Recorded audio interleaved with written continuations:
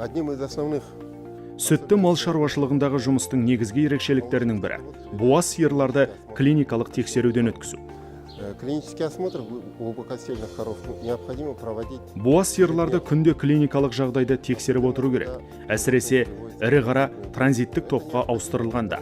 Тексерістер буаз сиырдың ағзасында болатын патологиялық өзгерістердің, кенеттен жарақаттанып іш тастаудың, жараланып қалудың алдын алу және бұлар оның физиологиялық жағдайына әсер етпеу үшін жасалады. Чтобы это не отразилось в последующем на физиологическом состоянии именно глубокостельных коров.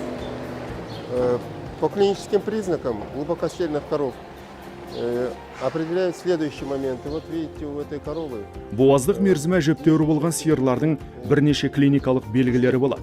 Міне, мына сиырдың қарынның төменгі жағы білеуленіп тұр. Бұл сүт бездері тамырларының үлкейгенін көрсетеді. Сонымен қатар желіні де ауырлап үлкейе бастайды. Бұл буаздық мерзімі ұлғайған сиырларға тән белгілер. Сүт бездерінің үлкеюі. Ал мына сиырдың жыныс еріндері іскен. увеличивается именно характерное изменение молочной железы. Или вот у этой коровы также видим, начинается отек половых губ. В данном случае, видите, как раз хвост смещен в сторону. Мына жағдайда сіздер құйрығының бір жаққа қарай қисайғанын көріп тұрсыздар. Бұл да бұзаулау уақытының жақындағанын білдіреді. Оларға тән тағы бір ерекшелік ақырын жүреді, ақырын қозғалады, тыныш Походки жатады. животного. Глубокостельные коровы всегда замедленная походка. То есть животные более спокойно начинают медленно двигаться. Вот посмотрите в данном случае. То есть животные медленно передвигаются, отмечается изменение в походке. Осы жақтан да қарауларыңызға болады. Мал баяу қозғалады. Жүрісінде өзгерістер пайда болады. Бұл іштегі бұзаудың үлкеюіне байланысты. Сиырдың қозғалысы да шектеледі. Сондай-ақ сүт бездерінің де, емшектерінің де өзгергенін В көреміз. таком случае можно обычно просматривать наличие изменений именно молочной железы, в каком состоянии находятся соски. Можно посмотреть именно отек. Сонымен қатар жыныс еріндерінің бөртіп ісінуін, құйымшағының төмен түсуін байқаймыз. Бұзаулауға жақын қалған сиырлардың құйымшағының төмендеуі сырт көзге бірден білінеді. Опущен немного как бы вниз, скошен. Данное движение коров характерно. Сиырдың бөтен адамдар келгенде шошынуын физиологиялық тұрғыда түсіндіруге болады. Бөтен адамдардан сырт айналады. Как можно отойти в сторону. Характерные изменения можете посмотреть. Вот увеличение молочной железы.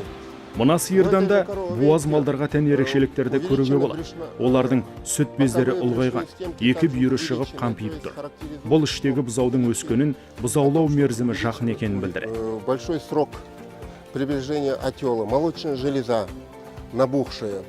Половые губы характерные. Можете обратить внимание. Сүт бездері ісініп, жыныс еріндерінде де буаз малға тән белгілер байқалады. Жыныс еріндері ісініп, үлкейеді. Оны сиыр күйіс қайырып, тыныш жатқанда да байқай аламыз. Жыныс еріндері үлкейіп ашыла бастайды. Сыртқы түрі де өзгереді.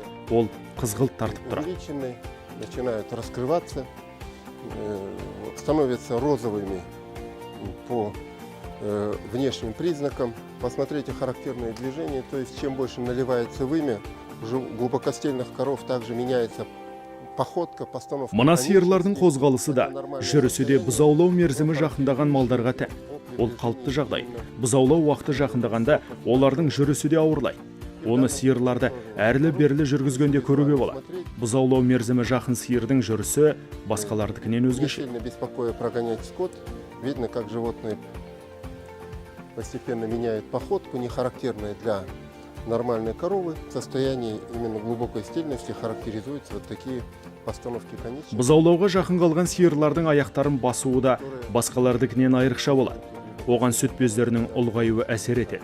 Жүрістері де сол себепті өзгереді. Бұзаулағаннан кейін сиырлардың сауын сүті артқанда бәрі біртіндеп қалпына келеді. Постепенно проходит сразу же после отела, когда начинается раздой коров. В данном случае заметили у данной коровы увеличение также по клиническим Бұл жағдайда сиырдың бұзаулауына аз уақыт қалғанын клиникалық белгілерінен және желіннің үлкеюінен, емшектерінің толып тұруынан байқауға болады. особенностям, когда соски коровы более выражены. По мере приближения отела животное выбирает характерную для себя позу, расположение. Бұзаулайтын уақыты жеткенде жануар өзіне ыңғайлы бір қалыпты таңдап жатады.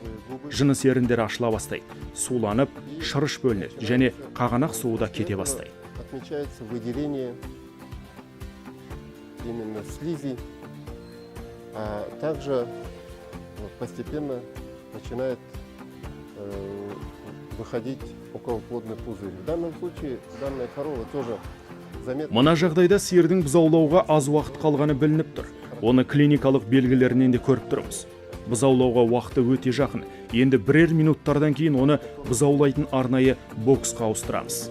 Онда сиырлардың қалыпты жағдайда бұзаулауына толық жағдай жасалған. Нормально